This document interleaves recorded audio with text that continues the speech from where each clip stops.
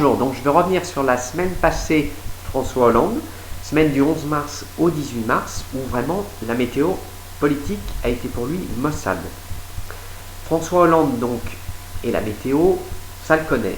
Deux anecdotes qui le rappellent. La première, lors de son investiture après la présidentielle, où il a remonté les Champs-Élysées pour saluer la population, il a reçu un rideau de pluie, il est rentré en son palais trempé comme un rat. Le soir même, il a rendu visite à Angela Merkel, où, lors du vol entre Paris et Berlin, il a reçu la foudre et il a été obligé de faire demi-tour. Le temps à Dijon a été glacial dès le premier jour. Il a voulu partir de jour, je pense qu'il y a eu une erreur de timing. Une journée, même longue, aurait suffi. Donc, ceux qui disent que le séjour a été complètement raté, je pense que c'est un peu exagéré. Pour moi, ni réussi ni raté, je pense qu'il est passé entre les gouttes. Bien sûr, le mois de mars, c'est bientôt le printemps. François Hollande a dû se dire, la douceur revenant, je vais aller au contact des Français. Donc toutes les 6 à 8 semaines, il a décidé de changer de région et là, il s'est rendu dans le fief de François Rebsamen. Premier jour, donc accueil glacial, sans le vin chaud. Il a eu 2-3 altercations avec des Dijonnais.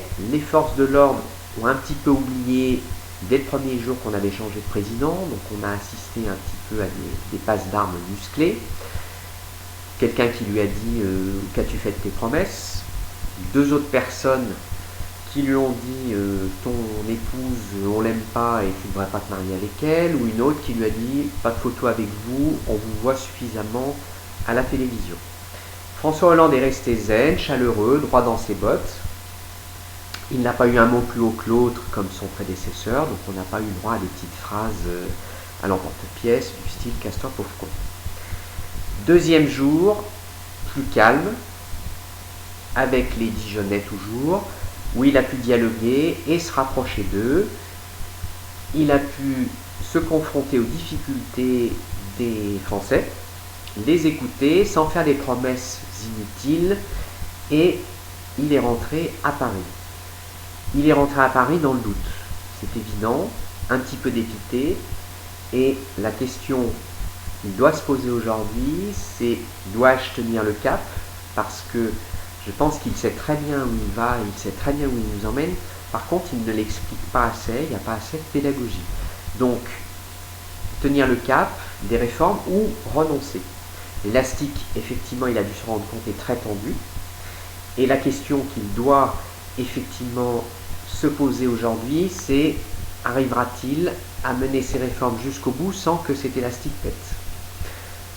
Je pense qu'il doit se montrer plus présent, donc il doit prendre un petit peu exemple sur son prédécesseur, sans être omniprésent, il doit montrer qu'il est là, qu'il existe, que le couple exécutif fonctionne bien, donc ne pas laisser Hérault seul monter au front, parce que Hérault c'est quelqu'un qui travaille beaucoup, qui est discret, mais silencieux. Il ne doit pas non plus laisser ses ministres en électron libre, parce que ça amène de la confusion, et l'on a vu dernièrement la passe d'armes entre Delphine Batho et Arnaud Montebourg, ce qui n'est pas une bonne chose pour lui et pour le gouvernement.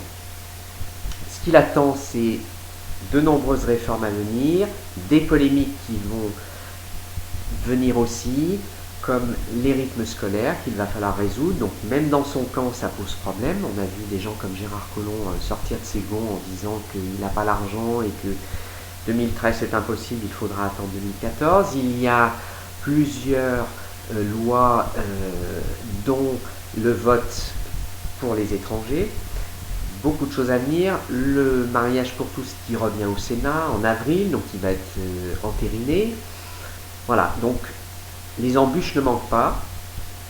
François Hollande doit donc se montrer présent et dire surtout qu'il y a un pilote dans l'avion. Voilà, c'était donc mon impression de la semaine passée. Moi, je vous souhaite une excellente semaine et je vous dis à la semaine prochaine.